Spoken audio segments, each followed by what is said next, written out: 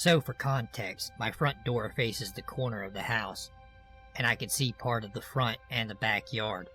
One of the wilder memories I have of my neighbor Beth is when her youngest son, Damien, came over and shyly knocked on the door. I was the one to answer and looked down at him and asked him what's up. He looks up at me and says, "Can I borrow your phone?" Barely as soon as the words left his mouth, something catches my eye and I focus over his shoulder to see Frank fly back and land on the ground. I hear an angry yell, and Louis rushes out and punches Frank. By now, Mom can hear the fighting and starts to call 911 and stand next to me to watch. Frank shows Louis away, and just then, Beth runs out and starts shrieking at Frank to stop. He swoops down and gets a brick from their stepping path and throws it at her. He missed. Beth stopped screaming and Louis tries to punch Frank again, and then Frank grabs Damien's skateboard and flung it at him. He missed again and the skateboard went through the front window, breaking it. There's more screaming, but then Frank runs back towards the house, snatches Damien's baseball bat, and jumps through the broken window and disappeared into the house. Beth and Louis both come over, and we waited for the cops. We started hearing repeated shattering noises, things getting broken, impact sounds. The police come, and he splits once more where he hopped the brick wall into my yard, and then the people behind me. Once the cops confirmed that he was arrested, Damien, Louis, and Beth head back inside. Not too long after, Damien comes back over while Louis and Beth were giving their statements. He looks absolutely crushed. I asked him what was broken, and what he told me broke my heart. My computer tower, my monitor, my TV, and the Xbox 360. I couldn't believe it. What a scumbag. Beth told me later that Frank said he did it because Damien had asked us to call the cops. He was also coming down from a bender on cocaine, which explains, well, everything. I live in a town in California. I can't tell you guys which one because I don't know if I'll regret it later or not. However, I can describe it. We're a very clean town, as in we never have any serious crime happen here, like murder or something awful that would land us in breaking news. However, when this happened, we for some reason didn't get on, even though it's a big deal. Everyone in my neighborhood know each other and genuinely trust each other. The people living in the house next door told my family that they would be out of town for a couple of weeks and wanted us to watch over their house while they were gone. It wasn't weird. They also gave us spare keys since they have pets in the house that they couldn't take on their trip and wanted us to feed them while they were gone. So they gave us the keys and head off the next day. The time that they were gone was normal. One of us would go over to the house and feed the pets and then leave. However, the day that they said they would be back, they didn't. Me and my family assumed that something happened with their car and that they needed time to fix it. The very next day, we find that they weren't back yet. We start to get a bit concerned, so my dad texts the neighbor's dad, but he doesn't respond. The next day, still not back. Soon, the other people in the neighborhood started noticing that they haven't came back yet. At this point, someone gets the authorities involved. They question people in the neighborhood, like where they said they were going, what car they were last seen driving in, and if any contact was made. Of course, I mentioned with my dad trying to text one of them, but not getting anything. I don't remember where, but they said they were going to Florida. A search party was made, both here and over in Florida. Days go by, nothing shows up.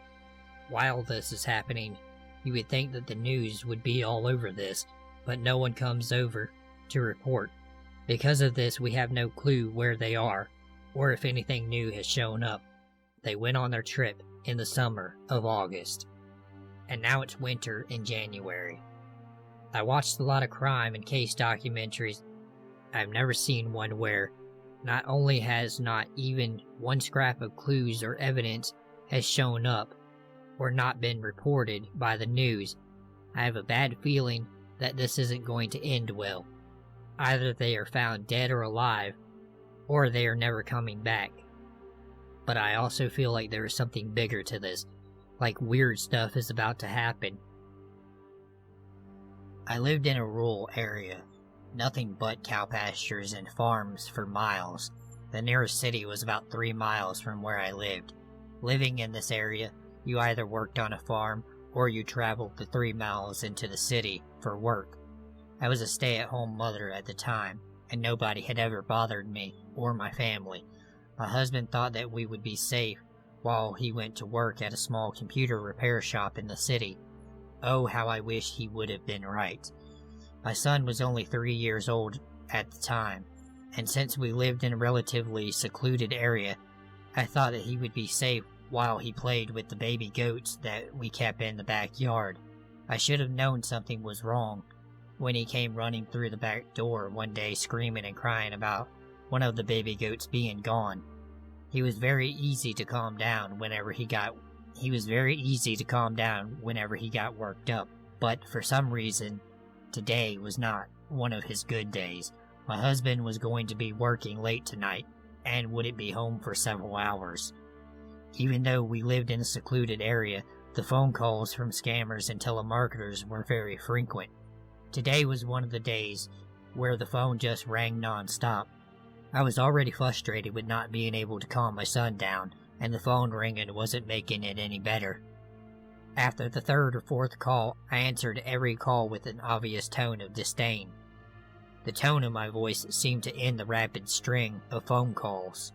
All of a sudden, I hear the goats going absolutely crazy outside, so I had to go investigate.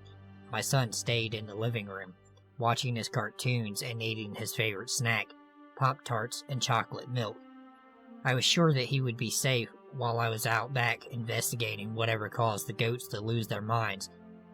When I went outside, I saw a man standing in our pasture, just staring directly at my house. Of course, being the only one that was home with my son, I was immediately terrified.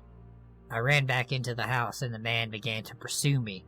When I got inside, I was able to lock the door before he could get in and call the police. It seemed like an eternity before the cops showed up to take the man away. Disturbing man that was terrorizing my animals. Let's never, ever meet again. So this is a few summers back. I was visiting a friend in Norway. He was a great host and took me out to Oslo. We were at the outdoor bar having a couple of drinks. Anyway, we were sitting there chatting and catching up. I had to fly tomorrow, and he was my 6 a.m. ride to the airport. So we were very slowly nursing our drinks, and flying hungover is actually the 7th level of hell. As it gets later and later, the bar we are sitting at is getting more and more turned up. Lights go down, music ramps up, gets more and more crowded.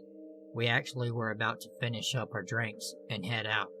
I see a couple of guys chatting up some very attractive young ladies directly across from me. Since it's an outdoor bar, a lot of people are smoking, which is weird considering Norway has some of the most incredible air quality ever. One of the guys takes out a cigarette and then asks the girl he is speaking to for a light. As she looks in her purse for the lighter, I see his hands flash out over her drink. It was a dark drink like Jack, so I couldn't be sure if he dropped anything in there. But I just thought better be safe than sorry. She hands them the lighter and picks up her drink. I interrupt my friend mid-sentence and go over there and say something along the lines of, "I think he put something in there." Neither of them speak English, so I have to enlist my friend to come over and explain it in Norwegian. The guy instantly gets defensive and tells me to mind my own business. Then he starts calling me names and says I'm racist.